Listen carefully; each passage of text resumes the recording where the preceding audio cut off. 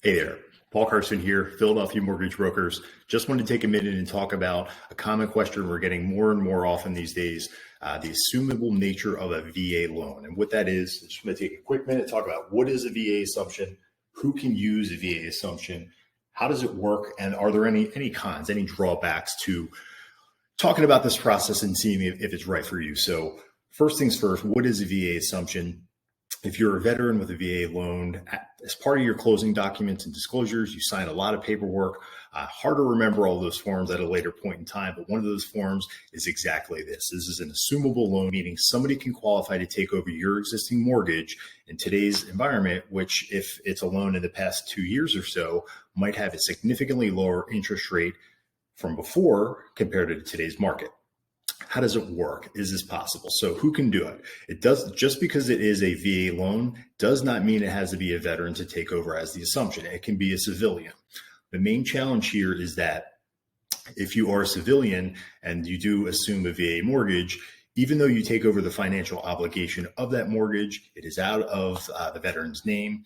That veteran's entitlement is still going to be charged with on the VA loan. So it is going to limit and restrict how and when they can use the VA loan on the next house if whoever takes over the assumption is a civilian and not a veteran. However, if a new veteran takes over an existing VA loan, the entitlement can be then charged to the new borrower, the new veteran, and the previous borrower and veteran's entitlement can be restored. They're freeing it up, allowing them to use their VA benefit again over and over again. So long story short, it's a great option in today's market to consider.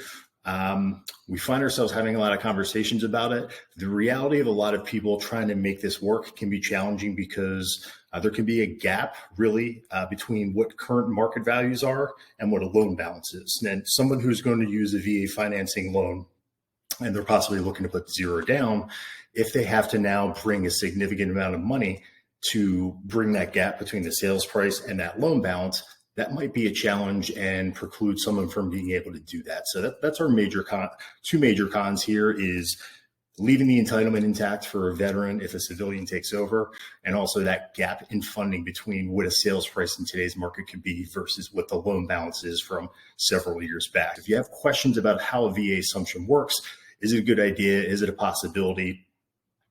Let me know. Reach out to us on our team at Philadelphia Mortgage Brokers. You can find us at phillymd.com.